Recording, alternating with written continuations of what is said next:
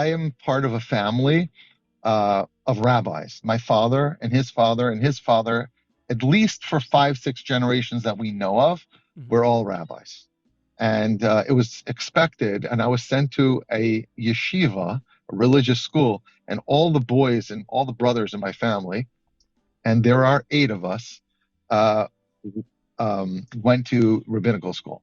I actually, we were not actually expected to practice as rabbis, but to get the degree. I opened a film company after I graduated rabbinical school, and I made promotional films for a while.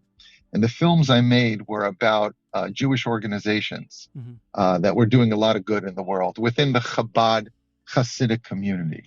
Um, and the more videos I made about these people living around the world, dedicating their life to others, I was just I just realized how beautiful it is, and I said, I want to do this too. And I started to do films on the side, and I took my rabbinical knowledge and I started working with my parents who run a synagogue in the Atlantic City area. And slowly, how it transitioned, I don't know, but I became a full-time rabbi. Your content that you post on your page, it's strictly about Jewish life, correct? Do you divert from Generally, yeah. generally, and family life? Do you go outside of that? I would a little bit, but it's all within my niche of talking about Jewish culture and Jewish life. So I might, like we said before, I might be in the museum. It might be interesting to anyone in the museum, but I'll pick up on some concepts that might be Jewish.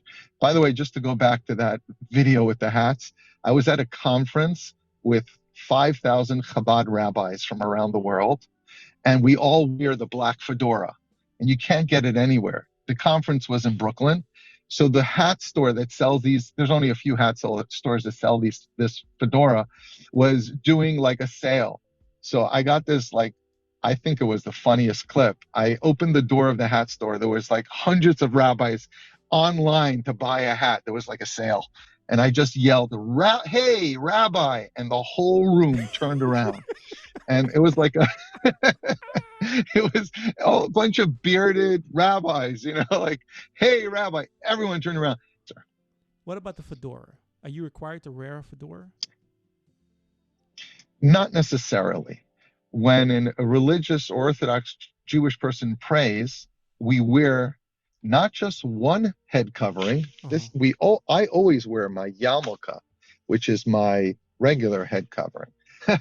Wear the yarmulke to remind me that I represent, that God is watching, and I have to act in an upstanding way, in an honorable way. But when I pray, I wear two head coverings. Now, what's the second head covering? Mm-hmm. It could be a baseball cap, it could be anything. But in our culture, somehow the fedora became the second hat. You use social media. You're a rabbi. How has social media Yeah. work for you in order to spread your awareness about the culture, the lifestyle, the religion? Well, it all began when COVID hit.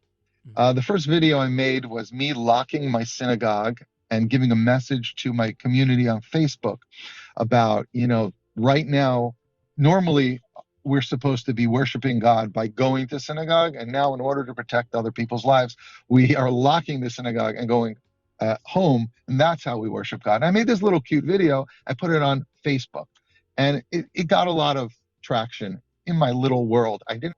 So, I'll always be in my synagogue on a Saturday, on a Friday night. People who need to reach me, there's only one way to find me. They have to knock on the door or come and visit me in person.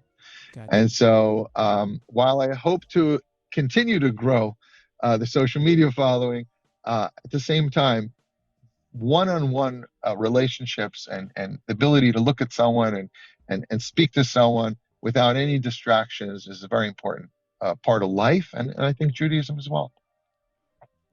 You're a rabbi. You have kids. What do your kids think of their dad being the rabbi with all these following on social media? And I'm sure your kids, like my kids, are on social media. Do they think you're the cool dad? I hope so. But every dad who thinks they're cool, they're really not. Let's just be honest.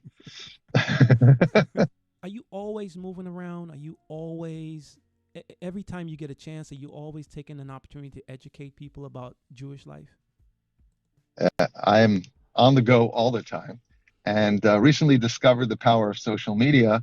And I always try to find the opportunity to teach about the Jewish culture. Mm-hmm. Not trying to convert anyone to Judaism, by the way, and we could talk about that soon. We don't proselytize in Judaism. We believe that there are many paths to God, and that God loves all people, as long as people are good and kind and just, and they follow the seven laws of Noah. So I don't proselytize, but to share the culture, the religion, and wherever I go, I try to make videos. You're right. I was at the Museum of Natural History in Washington. I brought my kids, and we spoke about the different animals. Are they kosher? What makes an animal kosher? So on and so forth. So I'm always on the go, and I try to share my life when I can.